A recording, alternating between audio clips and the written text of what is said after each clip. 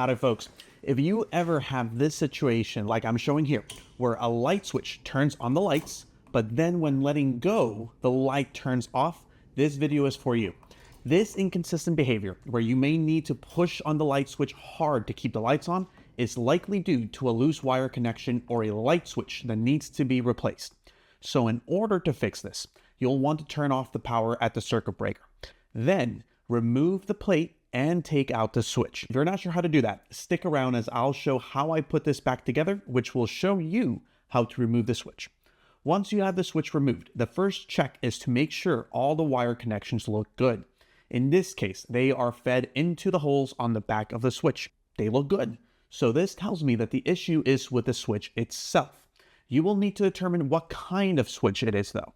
If the switch controls a light alongside with another switch, then you have what is called a three-way switch. If the switch controls a light that is only controlled by that switch, then you have a regular switch. I purchased this three-way switch from Home Depot. You can tell it's a three-way because you'll notice the colors of the screws. You have two yellow, which is where the black wires will go into, and you have a black screw, which is where the red wire will go into. I don't show it very well here, apologies for that folks, but I had enough wire length to cut the existing wires to completely remove the old switch. If you don't have enough wire to cut it off though, you'll need to insert a pin into the slot in the back to allow you to pull out the wires. But if the wires are connected to the screws, you can simply loosen the screws and pull the wires out. Once that's done, next I make sure that I strip the wire to the right size.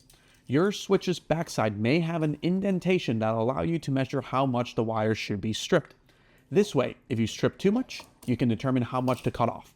Or in my case, one wasn't long enough, so I was able to determine how much more I needed to strip off.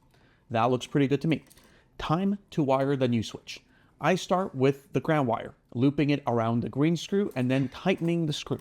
And then I'm just going to take the other wires and fully feed each one into the corresponding hole in the back. Black wires go into the bronze screws and the red wire into the black screw. Next, I'm going to screw the switch back into the electrical box, followed by screwing the plate back onto the switch.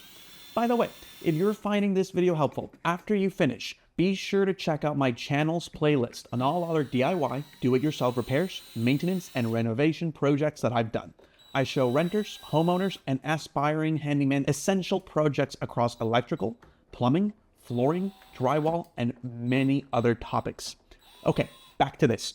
Since I was already at this rental of mine, I decided to also install a new switch on the side that also controls the same light switch.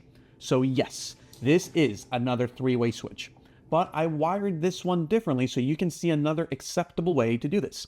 Instead of feeding the wires into the holes, I took some pliers and made a J-hook on each wire so that I could wrap it underneath the screws and then tighten each one of them.